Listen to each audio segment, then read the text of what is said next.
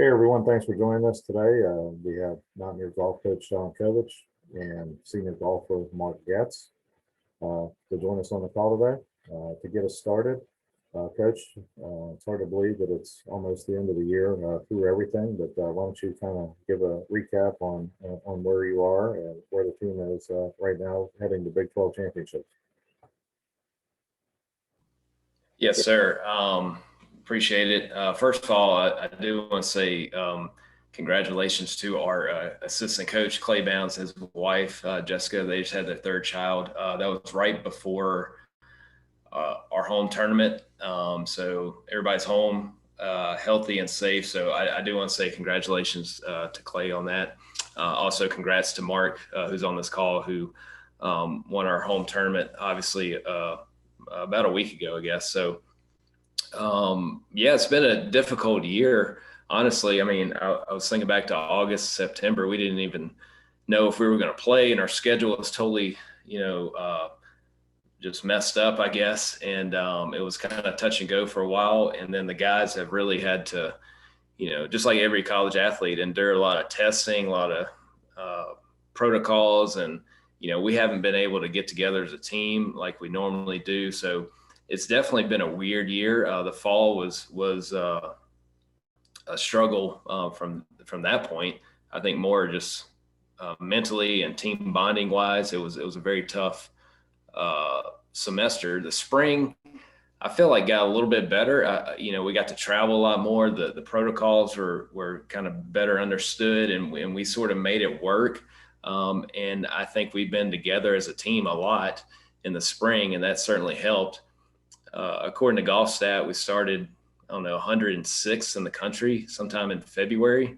We're 106, and now we're at 75, 74, something like that. So we've improved over 30 spots in the spring, and we just keep getting better and better. I mean, since Colonial back in September until our home tournament, I mean, every time we've beaten more teams each tournament. We just slowly keep getting better, and so I think right now we're really starting to kind of build some momentum and peaking at the right time. And I think the guys are really looking forward to going back to Prairie Dunes. We've been in the conference since 2016 as far as playing. That was our first conference championships, 2016. And we've played, I believe, four different golf courses. So this is the first time we'll ever go back and play a course that we have played previously for a Big 12 championship. And a lot of people don't know this, but in my office, I have a printout of our score from Prairie Dunes in 2017. We shot 131 over. And I know we're going to do a lot better this year. So I'm looking forward to comparing those numbers, and because this team's really good, so I'm looking forward to it. Okay, we'll take questions now for Coach Covich and Mark Goetz. We'll first go to John Antonic. This is for both of you. I'll start with you, Sean. Just the catch up that you've had to do from fall. I know the great year you had, you really built your season around what you did in the fall. And so did you kind of expect this a little bit going in, knowing that, hey, I'm playing catch up and we haven't really performed as a team and all of that? Well, if you look at our starting lineup for 2019-20 season, so the season that got cut short, our starting lineup at Minnesota had Philip Metlari, Nico Lang, Matthew Sharpstein, Etienne Papineau, and Mark Goetz.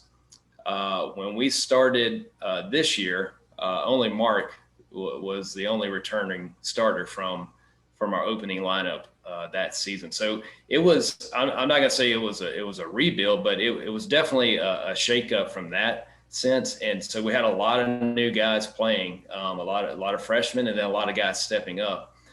But that gave us an opportunity for guys like Trent Tipton to really develop, guys like Curtis Grant to get a lot more playing time, Logan Perkins. And so what's been really cool is seeing, Mark kind of assume that leadership role and really help out the new guys and like, hey, here's how we need to do things. And so we did have to play catch up a little bit. We did have to just learn from our failures, I think, out in Texas in the fall, and then slowly get better throughout the spring. So it's been kind of, like I said, a slow improvement throughout the year. Normally, we hit the ground running in the fall, we get off to a hot start, and we kind of hold on for dear life in the spring. And I felt like this year we actually, we got better throughout the spring, which is kind of uncommon for a team in this area of the country. But I felt like we got a lot better in February and March, and we're really starting to hit our stride now. And for Mark, have you played enough rounds? Or are you playing what you normally play, or are you playing catch up in that regard? I think that, from a normal year, obviously we haven't played as many tournaments, so it was kind of uncharted territory for us. I mean, only getting 2 starts in the fall. I think that I think everybody was kind of learning, sort of different ways to go about not playing as many tournaments as usual. So I think that at this point in the season, I think everybody's had enough sort of under their belt, to kind of get into some good form and to start really performing. And, I think the expectations are a little bit higher. I mean, at this point, we've played quite a bit outside, and we've been fortunate to have some decent weather. So I think at this point, we're kind of squared away and ready to go. And last thing here, your game, is it rounding where you want it to be? Yeah, I mean, I've been working with our sports psych at school and stuff, and I think that that's really been helping out. So yeah, I mean, it's to the point now where I'm looking forward to playing this event for sure, and then getting home and playing some big events in the summer. Yeah. Okay, we'll go now to Michael Sussman. Mark, in your last win at Pete Dye, you went 70, 69, 65. What clicked for you on that last day, and how do you approach that challenge of kind of settling into a golf course over the course of an event? So I think that nothing really changed for me as far as, the ball striking goes, or, anything as far as like different ways to go about certain holes or spots in the round. I think that, coach sets the golf course up extremely difficult in the first round. So I think that knowing that, it wasn't more conservative, but it was definitely more, I didn't get as many looks, I would say, good chances for birdie in the second and first round as the last. So I think that sort of the golf course setup kind of managed that. But as far as like settling into a tournament, I mean, I think that, I'm pretty comfortable at Pete Dye now. I think that, just really, I would say that the expectations of that final round were, I kind of knew what to expect, if that makes any sense. So really just kind of focusing in on getting off to a good start. I mean, that was really all I was thinking about. We'll go next to Sam.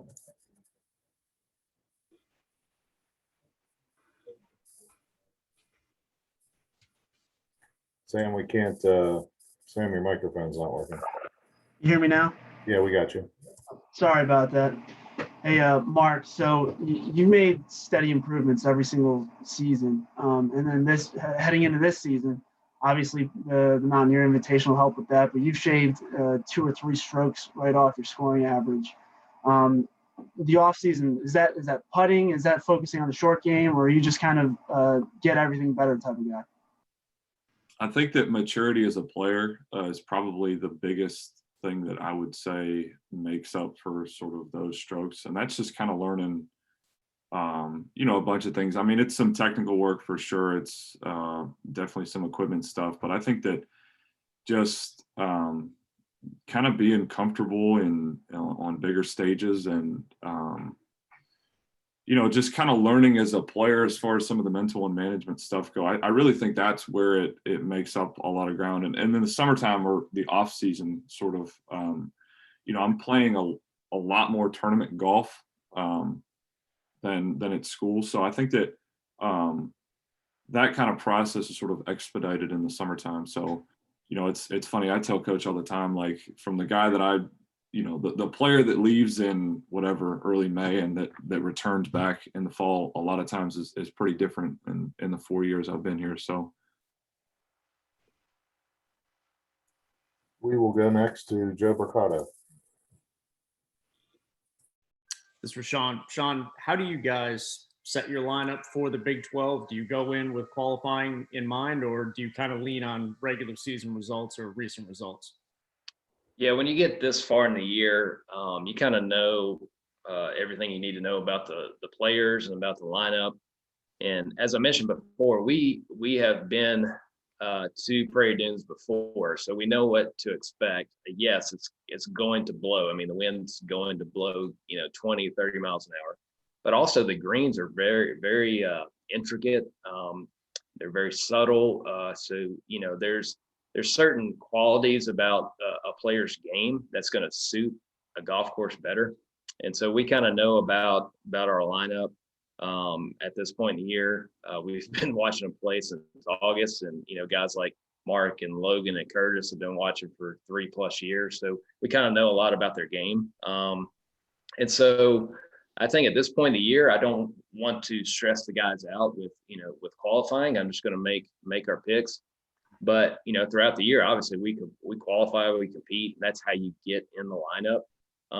But at this point of the year, like my old boss used to say at Mississippi State, the hay is in the barn. It's already done. So we kind of know who to go with. We're going to put the best 5 out there that give us a chance to play well at Prairie Dunes. Okay, back to John. I guess I'm unmuted. Hey, Sean, the course probably better than your guys. And you talked about the wind and the conditions. Did you do anything at Pete Dye to try to get those guys prepared for that as much as you could? Maybe with pin placements or things like that. And then what do you tell your guys when you know that you're going into an environment where the wind's going to blow the way it does? Well, actually, yeah, today, believe it or not, it's going to blow about 20 to 25 down at Pete Dye. And it's going to be in the upper 40s.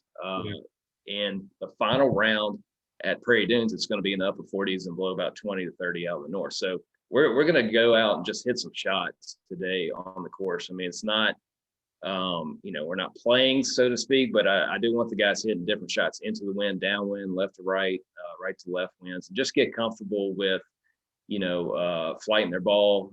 Again, it's only one day, but it kind of gets them, used to that a little bit. But yeah, it's hard to replicate the wind that's out there. But, we play in the spring and we've played in wind and rain and playing down at Bulls Bay off the coastal area in Carolina. We had a lot of wind there. So the guys have seen it throughout the spring. And if you've played enough college golf, you've played in some wind. So they'll be ready for it. We, like Mark kind of mentioned, we do set up our home tournament pretty hard. I mean, it might be one of the hardest setups in college golf. I mean, scoring average was 78 that first round, which makes Mark's, performance even that much more impressive. But so we're ready. We basically saw a Big 12 championship in the fall at Colonial. And so this is sort of another opportunity to compete against the best on the championship golf course. And for Mark, can you hit a low ball or do you hit a high ball? What's your, I see Sean smiling there. Yeah, I think that Coach knows I can flight it pretty well. I think that, I've been fortunate to play in some tournaments over my years here that have blown quite a bit. So that's definitely a skill I think a lot of players sort of learn in college. So at this point, I'm pretty comfortable with kind of what to expect and some different shots to hit. So yeah, I can flight it now, not so much freshman year, as Coach knows, but yeah, I should be all right now. How's your familiarity with the course, Mark? I've heard great things about it from a bunch of different people, but I've never been down there, so it should be fun to see it for the first time. So you're anxious to get out and get that practice round in to get a feel for the greens. Yeah. Hey, John. Yeah, definitely. Mark can flight his golf ball. He hit some low stingers with honestly with the driver. It's unbelievable. I just laugh because we stand on number 6 at Pete Dye, and I'm up in the fairway, and the tee kind of sits down in this bowl, and you hit up, and it looks like this thing is an airplane about to take off, and it just never leaves the fairway. It runs out about 30, 40 yards. And so, yeah, freshman Mark Goetz would have hit it up into the clouds, but he's, that's just something you learn, like he talked about, just over time. You just kind of learn to play in the wind. So, and what's cool, when the other guys see Mark doing that, they go, "Oh, how do you do that, Mark?" And so it sort of starts to trickle down into the lineup, which is pretty cool. Well, I bring that up because I watched the Masters all last weekend, and a lot of the guys that were successful were the ones that were hitting those low stingers. So I guess that's becoming more common. Yeah, definitely got to control your trajectory. Okay, back to Michael. Coach, just to touch a little bit more on the golf course, Prairie Dunes is definitely an interesting layout, sort of a Scottish links vibe in the middle of Kansas. Aside from managing the wind, what are the keys to plotting your way around that course? Yeah, so they built that golf course, in the golden age back in the 20s, 30s, and they used basically a mule and a plow. So the greens are they've got all these little movements to it, and they're very challenging. So it's basically the wind, and then around the greens you have to be really good. And it's so unique, like you said. It's like Scotland in the middle of America. They got these sand dunes out there, and what's beautiful about it is there are no houses. I don't even think there's a water hazard on the golf course, but still one of the most challenging courses in America. And it's basically 18 really unique, challenging green complexes, and the wind, and that's what you're battling. And so it's pure golf, and we look forward to the unique challenge. We'll go next to Kevin Kinder. Hey, Coach. The weakness of this for managing, obviously, individual golfers, but maybe the team, just as much as not more any other tournament this year. Once you get into play, how do you kind of balance that, and working with guys having good days and maybe guys that aren't having such a good day?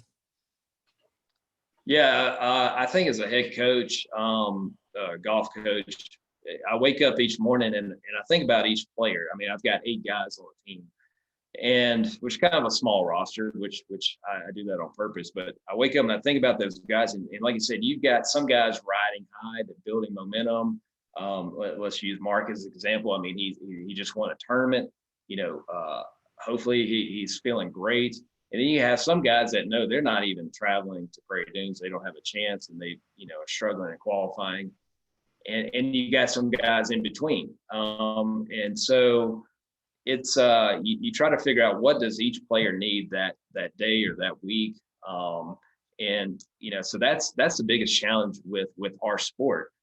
Because let's use basketball or football as an example. Like, you either win or lose. It's 50% chance every time you go to a game.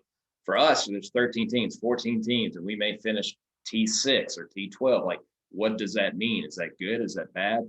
And so there's always that's the biggest challenge, is you're treating these guys as a team. Excuse me, but you've got individuals that are struggling or doing great, and that's the difficult balance in coaching golf, such an individual sport that's sort of made into a team sport.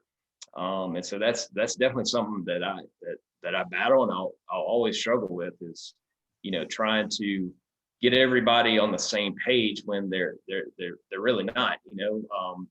Let's just say it. Will Staples not in the same boat as Mark Goetz right now, but Will's time will be coming.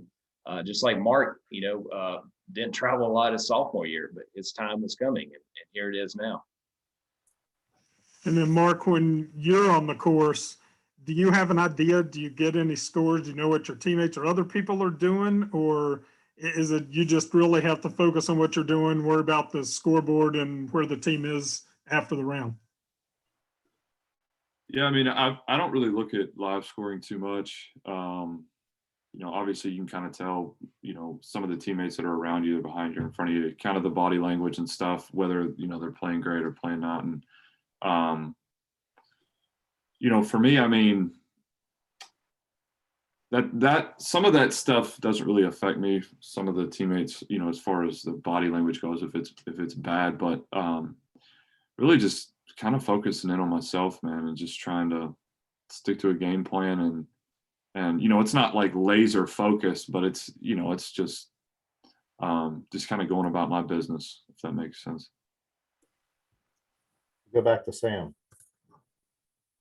Hey, Mark, you mentioned equipment earlier. What's in your bag and how long have you been working with those tools? Yeah, so equipment's a funny subject with me. I work at a fitting place, so I'm kind of a junkie, if that makes sense. So I've been playing, I got a Ping G410 driver, Ping G410 3-wood, a Ping driving iron that was built by Joe Corsi, the fitting place I work at, the owner, who did a great job with that. That was a new addition this spring. I have Ping blueprint irons that I've been playing since last June. Some of the specs have changed. I've made some changes to some of the loft, the different irons. And then Artisan wedges built by Mike Taylor in Fort Worth, Texas. That guy knows more about equipment than anybody I've ever met. It was really, really cool to work with him, and I'm going to continue to work with him going forward on some of the wedges. And then the putter hasn't changed since I was a sophomore in high school. It's a Scotty Cameron. It's a Newport Super Rad GSS. That I know that stuff's probably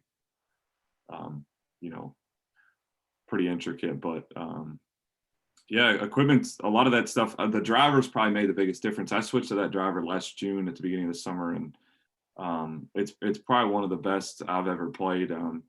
I built that. That was the kind of the second try. I built that shaft. I was playing a different one before the one I have currently, but I think it was July, first week of July is when I put that shaft that I built into it, and I've been playing that since. So Those blueprints, those are blades, right?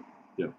Are you a big shot shaper, or you just kind of try to laser it in there? The reason that I play blades, I wouldn't play blades if my swing speed was a little bit lower. But as far as consistency goes, kind of the less trampoline effect you have, the less cavity you have down there, it creates some sort of like a tighter dispersion with higher swing speeds. So that's really the only reason that I play blades. I would be playing some different stuff if my swing speed wasn't higher, but I've played blades since I think I was a sophomore in high school, something of that kind of shape. So that's really the only reason that I have blades in the bag. We'll go back to Joe. John, two for you. Last year, going into the Big 12s, you knew your NCAA position was pretty strong. Do you have a similar view this year? Do you have a particular finish in mind that you need in the Big 12s to be in good shape? And how much of a lift was it to get Appanoak? Was he way ahead of schedule coming? Yeah, well, getting Pap back is huge for us. Pap means a lot to this program, and he played well, or he played well the final round. If it wasn't for a double bogey, he would have finished under par. So he's ahead of schedule as far as physically, being back. We just had to get him a bunch of reps, let him. That's why I put him in qualifying and why he played in our home tournament. And then we just did a Mountaineer Cup where we did a little inter squad Ryder Cup thing this last weekend, and we played a lot of golf. I mean, we played 81 holes in 3 days, so played a lot. So just trying to build him back up to tournament ready, and he's part of the 6 that we're taking out there.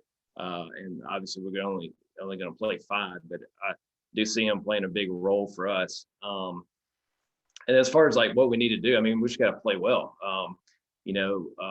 All we can do is help ourselves. When you go to the Big 12 championship, you got the #1 team in the country, Oklahoma. You got Texas like number 3. Oklahoma State's up there. Texas Tech top 25. Baylor top 30. So like everybody's good. Everybody's good in this conference. So all we can do is help ourselves. And it's kind of like looking at live scoring during the tournament doesn't really help you play better. So looking at rankings right now doesn't really help us play better. All we got to do is get a game plan, go through our process, and play the best golf we can. And we may move up one spot, we may move up 30 spots. That's up to our performance. And so I look forward to seeing how the guys play well. And they know we need to play well, but at the same time, it's all we can do is help ourselves by playing in this championship. Back to Michael.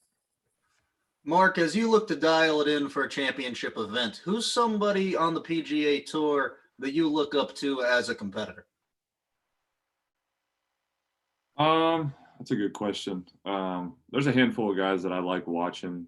I would say right now it's probably Dustin Johnson, Cam Champ. I really like watching Cam Champ play. And then guys like Fleetwood, that are really good ball strikers. I think those are three guys that, regardless of what event's being played, what week, those are three guys that I'll kind of sort of pick out and kind of watch pretty closely. Plus he has Fleetwood hair. Yeah. If there's no further questions, John, you will have the final ones.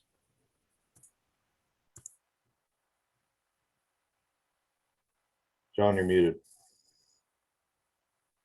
Unmuted. Okay, last one for me. This is for Sean.